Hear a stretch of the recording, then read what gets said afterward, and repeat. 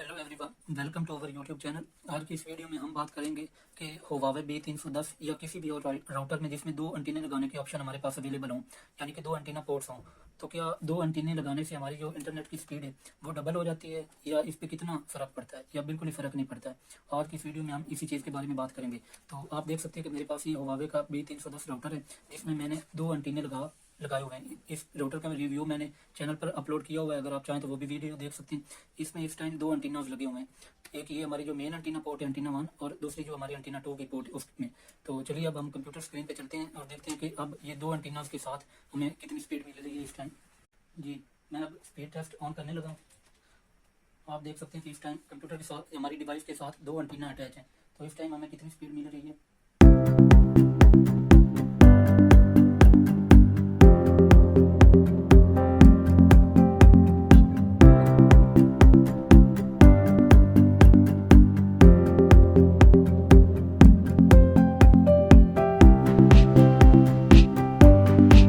जी दोस्तों, आप देख सकते हैं कि हमें इस टाइम 20 MB डाउनलोड और 10.95 MB जो है अपलोड स्पीड मिली है।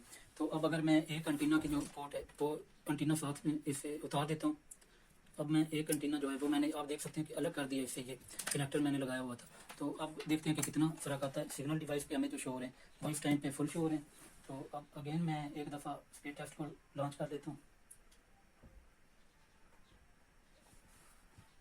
अब अगेन हमने स्पीड टेस्ट को लॉन्च कर दिया, रन हो रही है। पिंग देखें 59 की आई है और स्पीड के ऊपर फ़र्क आप देखें 18, 19, ऑलमोस्ट 20 आ रही है हमारे पास, 20।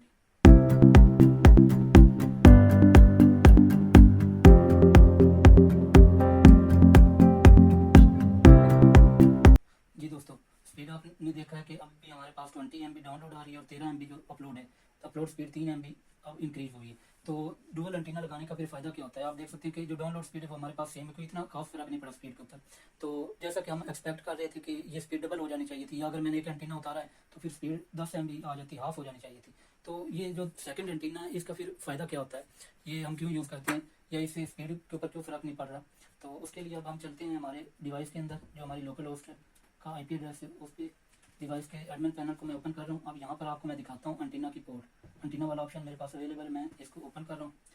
यहाँ पर आप देखें ये जो कुछ वैल्यूज़ हमें शो हो रही हैं, ये सिंगल एंटीना के ऊपर आप देखें कि ये -17 पे जा रहा है और ये -88 पे जा रहा है, हमें पॉजिटिव वैल्यू कोई नहीं मिल रही। ये देखिए कितनी वैल्यू फ्लक्चुएट हो रही है ये वाली SINR।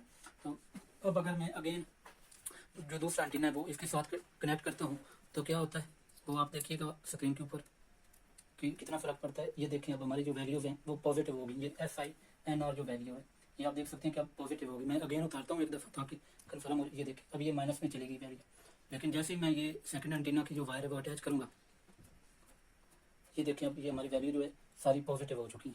तो बेसिकली ये SINR वैल्यू का पर्पज़ क्या होता है, जब जिस टावर से हमें सिग्नल आ रहे होते हैं, अगर हम ये सिंगल एंटीना यूज़ कर रहे हैं तो उस केस में क्या होगा कि जब उस टावर पे लोड पड़ेगा या कोई भी इशू बनेगा तो हमारी जो स्पीड है वो कांस्टेंट नहीं रहेगी। कभी हमें 20 MB मिलेगी, कभी 30 MB मिलेगी, कभी 10 मिलेगी, कोई फिक्स मतलब प्रॉपर स्पीड में नहीं आएगी। काफ़ी ज़्यादा कम भी जो पीक आवर्स होते हैं उसमें काफ़ी कम स्पीड हो जाती है। लेकिन ये डुअल एंटीना लगाने से क्या हुआ, ये SINR जो वैल्यू है ये पॉजिटिव होगी। इसका पर्पज़ ये अब होगा कि हमें जो स्पीड मिल रही है वो कांस्टेंट रहेगी, काफ़ी हद तक कांस्टेंट रहेगी। अगर कोई फ़र्क आया भी गा तो वो बहुत ही कम होगा।